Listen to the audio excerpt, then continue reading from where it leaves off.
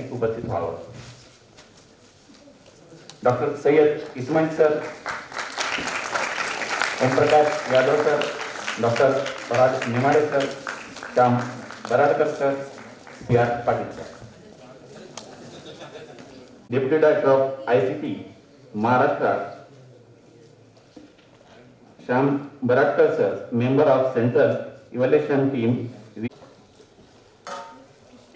एक छोटीशी जोड विनंती करतो की त्यांनी या ठिकाणी सर्वप्रथम दीप प्रज्वलन करूया.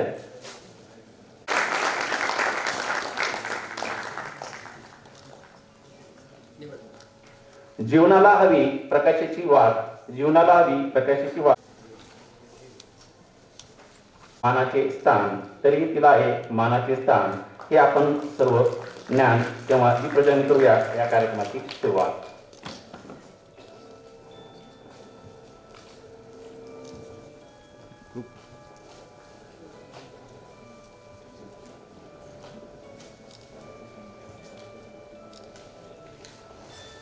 यानंतर कार्यक्रमाचे अध्यक्ष माता सरस्वती यांच्या ठिकाणी मान्यवरांच्या हस्ते प्रतिमापूजन होत आहे.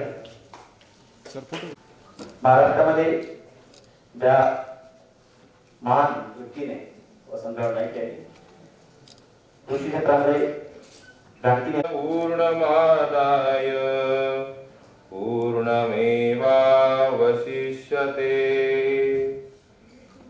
ईशावास्यमिदं कस्यचिद्वनं विद्याञ्च अविद्याञ्च यस्तद्वेदो मनुष्यते.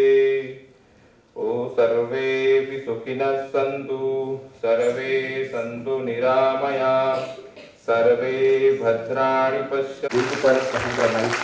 महत्वाला सूचित करते त्यांचं सुद्धा स्वागत करण्यासाठी मी आमंत्रित करतो डॉक्टर रामेश्वर नाईक.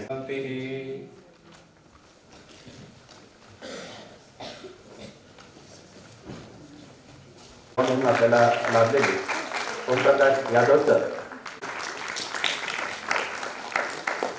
त्यानंतर प्रमुख पाहुणे श्याम, त्यानंतर पुढील प्रमुख पाहुणे डॉक्टर पराग नेमाडे, यानंतर केलेली आहे. या परीक्षेचं जे स्वरूप आहे ते माझं त्यांना मार्गदर्शन करणाऱ्या शिक्षकांचं आणि विद्यार्थ्यांचं मी अभिनंदन करतो. आपली ही जी विद्यार्थी विज्ञान मंथन नावाची परीक्षा आहे, ही परीक्षा आपण भारतीय शास्त्रज्ञांचे जे जागतिक विज्ञान आणि तंत्रज्ञानात योगातून लढ्यात त्यांनी खूप मोठं काम केलंय. पण कृषी विद्यापीठाच्या प्रांगणात त्यांनी या देशातल्या अत्यंत गाजलेल्या शैक्षणिक व्यवस्था आहे. बाळांनो, मी जेव्हा 10वी वानकरांनी याच्याबद्दल सुंदर पुस्तक लिहिलेलं आहे, तेही आपण सगळ्यांनी विज्ञान भारतीच्या लोकांचे माझ्या प्रिय विद्यार्थ्यांनी कुठे प्रवेश घ्यायचा माहित नव्हतं. त्या शिक्षण संस्थेत काय आधुनिक आहे हे कळत नव्हतं. काही शास्त्रज्ञ मंडळी ज्यांचा तुम्हाला परिचय होईल, की ती शास्त्रज्ञ मंडळी एक स्वयंसेवक म्हणून ते इथं काम करतायत. हे एवढं मोठं भाग्य आहे की मोठ्या मोठी शिक्षण संस्था तुम्हाला पाहायला मिळतात. आमचे जे राष्ट्रीय तिसऱ्या शेवटचे जे स्तराची परीक्षा होती, ती साधारण या देशातल्या IITs किंवा करणं मी स्वतः सुद्धा 20 वर्ष नोकरी केल्यावर पाहिलेली, ती तुम्हाला या वयात पाहायला मिळणार आहे आणि सगळं माहित होणार आहे. आणखी एक छोटीशी गोष्ट, मी लहान होतो तेव्हा मला निबंध शाळेत लिहायला, माझी शाळा इथेच होती 70 किलोमीटरवर, मी याच परिसरातला आहे, आणि शाळेत निबंध लिहायला लावला. तुम्हाला काय व्हायचं? मग मी निबंधाची सुरुवात केली की मी जेव्हा 5वीत होतो, म्हणजे पहिली दुसरीत होतो, त्याची जसजसं वय वाढत जातं तसं आपण नव्या नव्या स्वप्नांचा शोध घेतो. पॅरेग्राफ मध्ये लिहिलं मला ड्रायव्हर व्हावं वाटतं. तर मान्यवर इथं नेमाडे सर आहेत, जे तंत्रज्ञान केमिकल इन्स्टिट्यूट चालवतात. अरविंदजी परांजपे सारखे, जयंत जोशी सारखे शास्त्रज्ञ तुम्हाला आहेत. म्हणजे आपण या देशाचं भवितव्य घडवण्यासाठी आणि स्वतःचं भवितव्य घडवण्यासाठी कोणी शास्त्रज्ञाकडे. विद्यार्थी विज्ञान मंथन परीक्षेचं स्वरूप काय आहे, त्याचं आयोजन कशा प्रकारे केलं जातं, महाराष्ट्रात कॅम्प झाला. जयंत जोशी सरांचं या ठिकाणी वेगवेगळ्या प्रकारचे प्रयोगाचे प्रात्यक्षिक होणार आहे. यानंतर Parbhani heritage Parbhani. All the dignitaries on the dais, my student friends, parents, and organizing committee, and to do. And these are very well thought about experiments, well thought about questions that will ask the student to think beyond what is their regular curriculum. Whatever you learn in your everyday school is not what is asked, and it encourages the student to think beyond what is taught, increase the scientific temper, and that I think is very important for innovation. So on this note, I would like to stop, and I would like to convey my regards for successful conducting of this State Year Camp today to Parvani Science Foundation. Thank you. साहित्य विद्यार्थ्यांना हाताळता आलं पाहिजे, यानंतर एक thinking करता आली पाहिजे आणि या सर्वांतूनच हे विद्यार्थी येणाऱ्या काळामध्ये एक क्रिएटिव्हिटी निर्माण करतील अशी अपेक्षा सरांनी आपल्या मनोगतून व्यक्त केली. यानंतर आमचे विद्यार्थी या ठिकाणी परीक्षेला सामोरे जाणार आहेत, म्हणून डॉक्टर आम्हाला माहीत नव्हतं परभणीला, आणि या रूपाने परभणी ॲस्ट्रॉनॉमिकल सोसायटीच्या वतीनं आपल्याला ही संधी दिलेली आहे आणि दिवसभरात बरंच विचारमंथन चालणार आहे. त्याबाबत परभणीकरांना माहीत होईल आणि यातनं परभणीचे विद्यार्थी, आता इथं बसल्यापैकी 120 विद्यार्थी आहेत, तर परभणीचं कोणी नाही असं मला कळालं. तर पुढच्या वेळेस ते पण विद्यार्थी सामील होतील. सर्व इथं उपस्थित त्यांना शुभेच्छा देतो. थांबतो. जय भारत. सहकारी असतं, यांच्या सहकार्यामुळे आपण या ठिकाणी विज्ञानाची चळवळ या ठिकाणी उभारत आहोत. आजच्या कार्यक्रमाचे अध्यक्ष म्हणून लाभलेले doctor Uday Khodke sir, director of instruction and dean Vasantrao Naik Marathwada विद्यापीठ यांना विनंती करतो की त्यांनी आपण अध्यक्षीय समारोप करावा.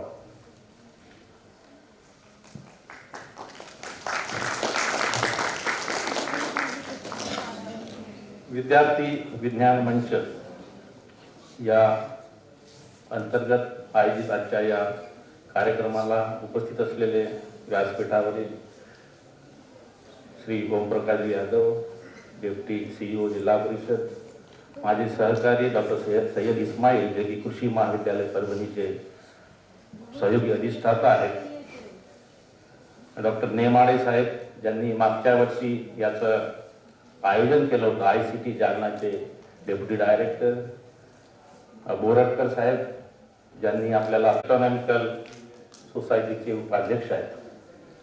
सर्वप्रथम मी सर्व विद्यार्थी, त्यांचे पालक आणि आयोजक यांचं वसंतराव नाईक मराठवाडा कृषी विद्यापीठाच्या वतीने, मान्य कुलगुरू यांच्या वतीने आणि माझ्या वतीने सर्वांचं स्वागत करतो.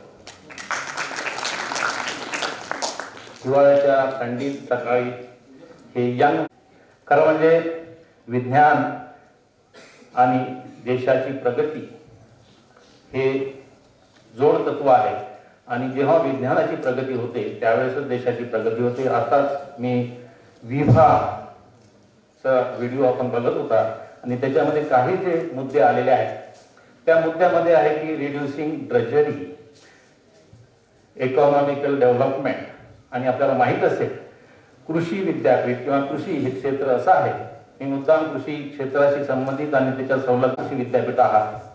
यापूर्वी आपण जे काल पशु विज्ञान महाविद्यालयामध्ये होता, व्हेटरनरी कॉलेज ज्याला म्हणतो आपण, ॲनिमल सायन्स, हे सुद्धा कृषी विद्यापीठामध्येच अंतर्भूत होतं. परंतु त्यानंतर महाराष्ट्रामध्ये एक वेगळं पशुविज्ञान विद्यापीठ स्थापन झालं. आमच्याच कॅम्पसमध्ये आहेत ते परभणीला. हे 5वं विद्यापीठ आहे जे कृषी आणि संलग्न जे शाखा आहे त्याच्याशी संबंधित आहे. या विद्यापीठामध्ये कृषी हा मुख्य ही विद्याशाखा आहे. याशिवाय कृषी अभियांत्रिकी शासनाने यावर्षी मंजूर केलेले आहे आणि आम्ही 43 संलग्न खाजगी महाविद्यालयांना सुद्धा या विद्यापीठातर्फे शिक्षण आणि संबंधित त्यांचा जो कार्यभार आहे तो पाहिला जातो. या वर्षीचं जे विद्यार्थी विज्ञान मंच आहे, मागच्या एका बैठकीमध्ये आम्ही ऐकलं होतं की प्रोफेसर बिरबल सहानी यांच्या नावाने हा उपक्रम यावर्षी राबविला जात आहे. आपल्याला माहिती आहे बिरबल सहानी हे प्लॅन्ट सायंटिस्ट होते आणि कृषी विद्यापीठ सुद्धा प्लॅन्ट्सवरच काम करते आणि त्या दृष्टीने आमच्या विद्यापीठाला हे अहोभाग्य आहे की या वर्षीचं जे ही स्पर्धा आहे ही आपण वसंतराव नाईक मराठवाडा कृषी विद्यापीठात आयोजित करताय आणि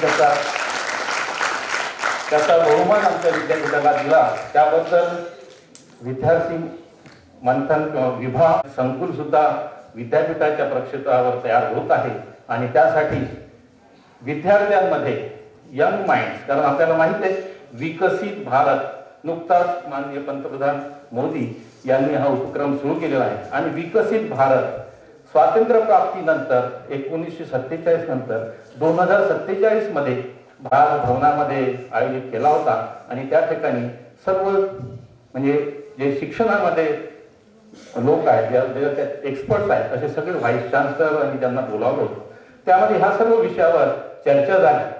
त्याशिवाय मी आता ऐकलंय की इंडियन नॉलेज सिस्टीम आपल्याला माहित आहे, तक्षशिला, नालंदा सारखी विद्यापीठं भारतात होती आणि त्यावेळेस परदेशातील विद्यार्थी आपल्या इथं शिक्षणासाठी येत होते आणि ती परिस्थिती आपल्याला 2047 मध्ये मिळवायची आहे. यासाठी igniting young minds, creating awareness among youngsters, कारण आम्ही त्यावेळेस कुठल्या परिस्थितीत असं माहीत नाही, परंतु पुढचं जे ज्ञान आहे किंवा विज्ञान आहे हे आपल्या हातात आहे आणि त्यामुळे या दृष्टीने मला वाटते देशाचे प्रयत्न चालू आहेत.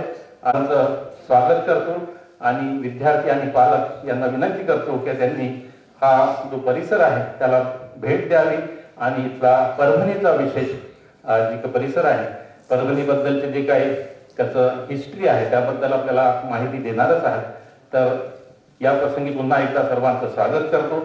आपल्याला माहिती आहे की हे जे सभागृह आहे, आमचा जेव्हा कार्यक्रमाबद्दल चर्चा झाली त्यावेळेस आम्हाला थोडीशी अडचण होती की हा सभागृह तयार होणार की नाही, परंतु डॉक्टर नाईक यांच्या प्रयत्नाने आमचे सहयोगी दिसतात डॉक्टर सय्यद इस्माईल यांनी म्हणजे वेळ काढून आणि त्यामध्ये जास्त लक्ष देऊन याचा प्रयत्न केलेला आहे. तरी सुद्धा यामध्ये आपल्याला कुठे अडचण असेल किंवा आपल्या काही सोयी सुविधा आम्ही विद्यापीठ या प्रशासन म्हणून पुरवू शकलो नसेल तर त्याबद्दल मी विद्यापीठातर्फे सर्व पाहुण्यांना दिलगिरी व्यक्त करतो. धन्यवाद.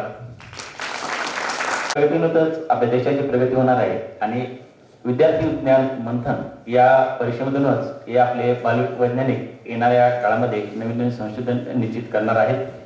आणि काल खरंच ज्यावेळेस आम्ही संध्याकाळी मुलांच्या चेहऱ्याकडे पाहिलं, अजिबात असा थकवा जाणून गेला की आज दिवसभर हे विद्यार्थी आहेत, कारण या ठिकाणी विद्यार्थ्यांना वेगळे मेट्रोलॉजिकल डिपार्टमेंट असेल, यानंतर टिश्यूकल्चर डिपार्टमेंट असेल, त्यानंतर वेटरनरी डिपार्टमेंट असेल, असे वेगळ्या डिपार्टमेंटला व्हिजिट दिल्यानंतर निश्चित आपण या वसंतराव नाईक मराठवाडा कृषी विद्यापीठ मधून आपण काहीतरी निश्चित घेऊन जात आहोत. एक ज्ञानाची शिदोरी आपण सोबत नेत आहोत अशी एक प्रसन्नता सर्व विद्यार्थ्यांच्या चेहऱ्यावर आम्हाला पाहायला मिळाली आणि ते सर संपूर्ण मराठवाडा कृषी विद्यापीठाचे टीमचं या ठिकाणी खरंच म्हणजे कौतुक असं वाटतं की मागच्या 8 दिवसात ज्यावेळेस आम्ही या हॉलमध्ये आलो होतो तर हॉल होईल का अशी अपेक्षा होती, पण आपण सर्वांनी एक युद्ध पातळीवर या ठिकाणी हॉल या ठिकाणी खूप सुसज्ज आपल्याला आमच्यासाठी किंवा आपल्या विद्यार्थी विज्ञान परीक्षेसाठी उपलब्ध करून द्याल त्याबद्दल आपल्या सर्वांचे मनपूर्वक आभार या ठिकाणी व्यक्त करतो आणि आजच्या कार्यक्रमाचे उद्घाटन कार्यक्रमाचे आभार मानण्यासाठी आमंत्रित करतो doctor PR Patil sir, vice president पास. सर्वांना नमस्कार. विभाग NCERT आणि NCSM यांच्या मार्फत आयोजित या SSLC स्टेट लेवल कॅम्पेनच्या उद्घाटनाच्या समारोप प्रसंगी मी सर्वप्रथम विभागाचे मनपूर्वक आभार मानतो की त्यांनी आम्हाला ही स्टेटली आभार मानू इच्छितो. वसंतराव नाईक मराठवाडा कृषी विद्यापीठाचे या विद्यापीठानं जे नवीन शैक्षणिक धोरण आहे 2020 त्या अनुषंगानं ॲग्रिकल्चर सायन्सेस सोबत बेसिक सायन्स सुद्धा किती महत्त्वाचं आहे किंवा भविष्यामध्ये करणं गरजेचं आहे हे ओळखून सायन्स पार्क निर्मितीसोबत हे असे कार्यक्रम घेण्यासाठी आम्हाला या ठिकाणचं व्यासपीठ उपलब्ध करून दिलं, त्याबद्दल त्यांचे आभार. आजच्या कार्यक्रमासाठी जे मान्यवर उपस्थित आहेत त्यामध्ये डायरेक्टर या विद्यापीठाचे खुडके सर, ॲग्रिकल्चर कॉलेजचे इस्माईल सर, ज्यांना इथून उपस्थित असलेले पराग नेमाडे सर, पुन्हा श्याम भराडकर सर, तसेच आमचे सहयोगी मित्र, संपूर्ण पासची टीम, विभागाची टीम आणि या परीक्षेसाठी जे उपस्थित राहिलेले विद्यार्थी आहेत ते संपूर्ण विद्यार्थी, त्यांचे पालक या सर्वांचे मनपूर्वक मी या ठिकाणी आभार मानतो आणि सर्व विद्यार्थ्यांना आजच्या या परीक्षेसाठी शुभेच्छा देतो. आणि हे उद्घाटनाचं जे सत्र आहे हे या ठिकाणी संपत आहे. यानंतर पालकासाठीचं दिवसभर जे मंथन चालणारे वेगवेगळे कार्यक्रम या ठिकाणी आहेत त्याबद्दल आपण या ठिकाणी थांबावं अशी मी विनंती करतो. आणि तुमच्यासाठी विभागाकडे मी सूत्र देतो. धन्यवाद.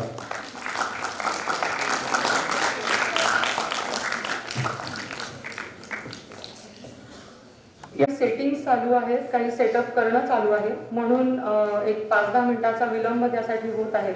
त्यामुळे आपण वेळ वाया न घालवता आपण विज्ञान भारतीबद्दल आता ऐकून घेऊया, समजून घेऊया आणि त्याच्यानंतर मग विद्यार्थ्यांना आपण ग्रुप्समध्ये, जसं की मागच्या वर्षी जर तुम्ही परीक्षा दिली असेल किंवा स्टेट लेवलला पोहोचला असाल तर माहिती असेल, तर आपण ग्रुप्स, माझं नाव डॉक्टर मानसी मागावकर, मी पुण्याला राहते आणि पश्चिम महाराष्ट्र विज्ञान भारती याचं सचिव असं माझ्याकडे सध्या दायित्व आहे. त्याचबरोबरीने मी भारत विकास ग्रुप नावाची एक कंपनी आहे, त्या कंपनीमध्ये काम करते. ज्या अर्थी मी तुम्हाला सांगते की मी विज्ञान भारतीचं माझ्याकडे सचिव असं दायित्व आहे आणि मी BVG मध्ये काम करते, याचा सरळ दुसरा एक अर्थ असा आहे की विज्ञान भारतीचं हे जे काही काम आहे ते हे सगळं व्हॉलेंटरी काम आहे. आणि व्हॉलेंटरी काम हे तर विज्ञान भारतीबद्दल कदाचित तुम्हाला बऱ्याच जणांना माहिती आहे, कारण तुम्ही आता विद्यार्थी विज्ञान मंथनची परीक्षा दिली आहे. तुमच्या पालकांना तुमच्या माहिती आहे, कारण तुमच्या पाल्यांनी त्याची परीक्षा दिलेली आहे. त्यामुळे तुम्हाला म्हणजे आपल्या विज्ञान भारतीबद्दल ऐकून नक्की माहिती आहे. पण विज्ञान भारतीचा हा एकच उपक्रम आहे का, आणि का विज्ञान भारती काम करतं आणि काय काम करतं, असं एक थोडक्यात 5-10 मिनिटात मी तुम्हाला सगळ्यांना सांगते. तर सगळ्यात महत्त्वाचं म्हणजे भारतीय विज्ञान किंवा आपल्या भारतातलं विज्ञान हे जनमानसात पोहोचावं, त्यासाठी विज्ञान भारती काम करतं. विज्ञान भारती ही स्वदेशी विज्ञानाची चळवळ आहे किंवा स्वदेशी विज्ञानाचं आंदोलन आहे. आणि मी जेव्हा म्हणते की स्वदेशी विज्ञानाचं आंदोलन, तर म्हणजे आपल्याकडे भारतामध्ये परंपरागत चालू असलेलं आतापर्यंत आलेलं विज्ञान लोकांपर्यंत पोहोचावं, त्यासाठी आपण काम करतो. त्याचबरोबरीने आपण असं विज्ञान जे भारतासाठी आपल्या प्रगतीसाठी बनवलेलं आहे किंवा तयार झालेलं आहे, ज्याचा इथे शोध लागलेला आहे, यासाठी विज्ञान भारती हे काम करताना वेगवेगळ्या प्रकारच्या कार्यक्रमांचं, उपक्रमांचं आयोजन करत असते. तर विज्ञान भारती साधारणपणे काही कॉन्फरन्सेस ऑर्गनाईज करते, काही विद्यार्थ्यांसाठी प्रोग्राम्स करतं, काही स्पेसिफिकली डॉक्टर्ससाठी किंवा मेडिकल प्रॅक्टिशनर्ससाठी, काही आयुर्वेद डॉक्टरसाठी, किंवा त्याचबरोबरीने आपण काही शिक्षकांसाठी, अशा पद्धतीने आपण विज्ञान भारतीचं काम करत असतो. विज्ञान भारतीचा प्रसार हा आतापर्यंत भारताच्या प्रत्येक राज्यामध्ये झालेला आहे. आपलं काम प्रत्येक राज्यामध्ये चालतं आणि फक्त आपण भारतातच नाही तर भारताच्या बाहेर सुद्धा आपण विज्ञान भारतीचं काम करतो. आणि भारताच्या बाहेर जेव्हा आपण विज्ञान भारतीचं काम करतो, त्यामध्ये प्रामुख्याने आपण ज्याचा समावेश केलेला आहे किंवा ज्यांचा विचार केला आहे ते म्हणजे असे भारतीय जे भारताच्या बाहेर आहेत, जे विज्ञान किंवा तंत्रज्ञानाशी निगडीत आहेत, जोडलेले आहेत आणि ज्यांना भारतासाठी काहीतरी करण्याची इच्छा आहे, भारतासाठी काहीतरी प्रत्येकाला वाटतं की आपलं काहीतरी देणं लागतं. त्यामुळे अशा लोकांसाठी आपण भारताच्या बाहेर काम करतो. तर हे जेव्हा आपण कामाचा मी उल्लेख करते आहे, तर असं काम आपलं 2 पद्धतीने चालतं. एक सायन्स इंडिया फोरम म्हणून गल्फ कंट्रीजमध्ये आपलं काम चालतं. जवळजवळ 5 ते 6 देशांचं काम चालू आहे. आणि आता आयुषची म्हणजे दुसरी इंटरनॅशनल कॉन्फरन्स आपण दुबईमध्ये जानेवारीमध्ये घेत आहोत ह्या सायन्स इंडिया फोरमतर्फे.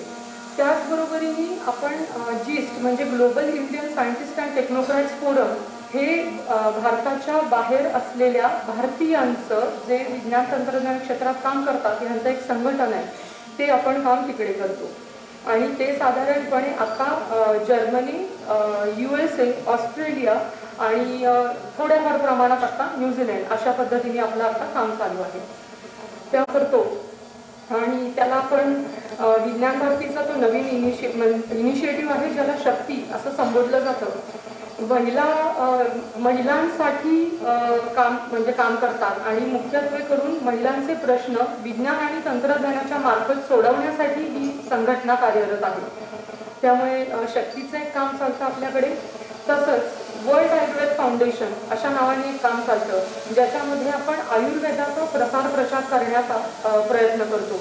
त्याच्यामध्ये आपण वर्ल्ड आयुर्वेद काँग्रेस ही दर 2 वर्षांनी एक जागतिक दर्जाची जागतिक लेवलची एक कॉन्फरन्स घेतो आणि ती भारताच्या वेगवेगळ्या शहरांमध्ये वेगवेगळ्या राज्यांमध्ये आयोजित केलेली असते.